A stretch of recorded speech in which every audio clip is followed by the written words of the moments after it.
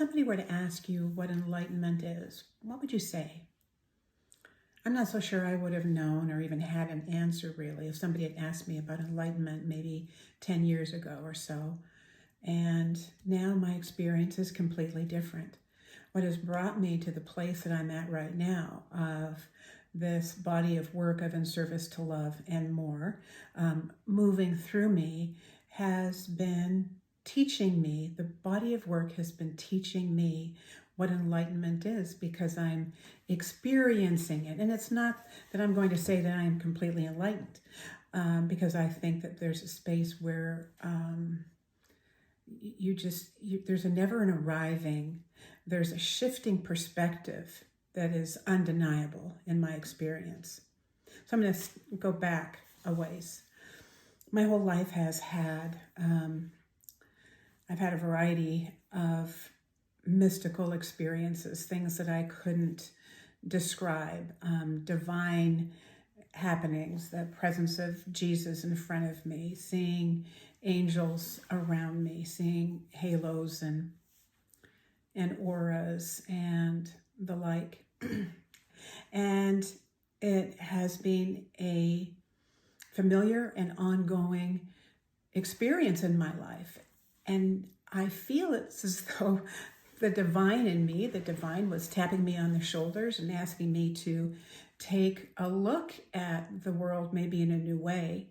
However, I felt at the time that I was so separate from the divine that I didn't even have ears to hear what those messages could possibly be relaying to me.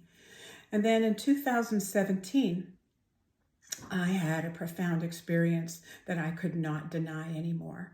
And I woke up that morning and I was met by a sea of love, all of the masters, angelic orders, and more. And it was an experience of ecstatic rapture, where I was elevated out of my physical experience, although I was walking down the hallway to my office in my physical experience as well. So there was this combining of this extraordinary experience with being in my physical self. I wasn't meditating. I'm in this experience where every cell of my being is wrapped and infused with an experience of love that I never even knew was possible.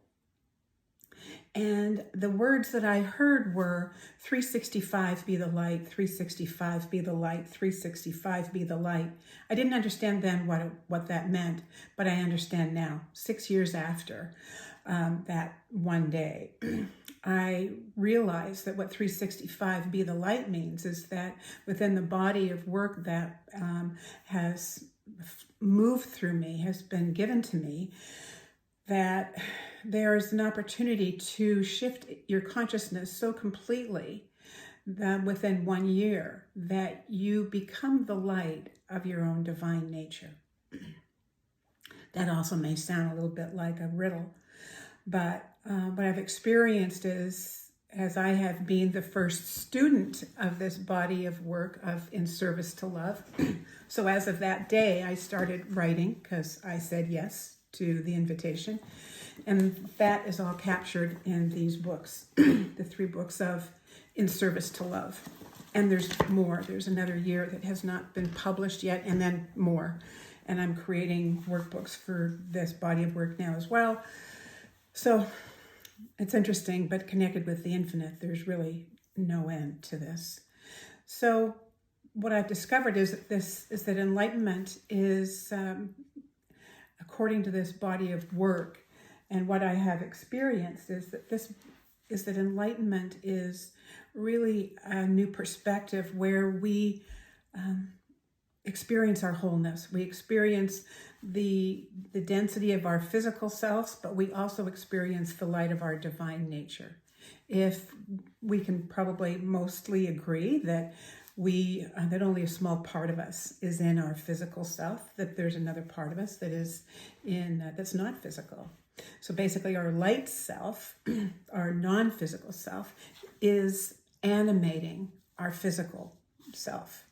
So what enlightenment does is it's a claiming of who you are physically and non-physically to become the whole. And so that existential missing of humanity, of is this all there is, I would suggest, based on my experience, is that that other missing is who you are in light. It's like the physical self is saying that all of the barriers and the boundaries and the density that I see, feel, and experience around me is not the whole story. There's got to be something else. And guess what? There is. It took me a long time to identify or even consider really my own divine nature, because that felt pretty darn audacious. And with the divine sitting next to me every day for a long time, I still do,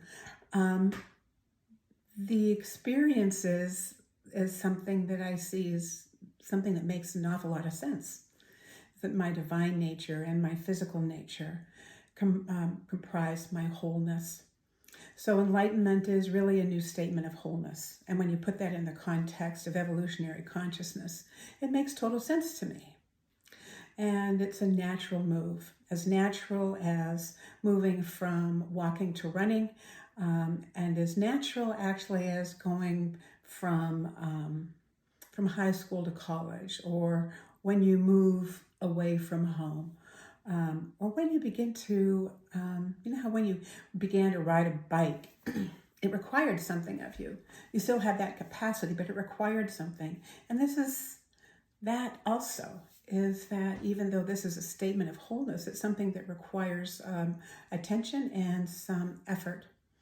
And because it's not passive, it doesn't come and hit you over the head and say, boom, you're enlightened. It is really a willingness, just a willingness to claim your own wholeness, even though you may not understand everything that it is. But if you can stand in that space of inquiry, you allow the truth of your own wholeness to meet you where you're at. And that's a journey worth having. Anyway, I hope to be doing more of these videos and share a little bit more, because I realize that I have come up out of absolutely nowhere to be able to present this body of work. And the reason I've been coming up from absolutely nowhere is because I've been so involved for these 4 decades in my own internal work, my own internal quest. And it's one that very often hasn't had words, but this body of work places words to it, and it connects seamlessly, really, our non-physical self with our physical self to create a whole new way of being that is grounded. Imagine enlightenment being something that's grounded. It's extraordinary.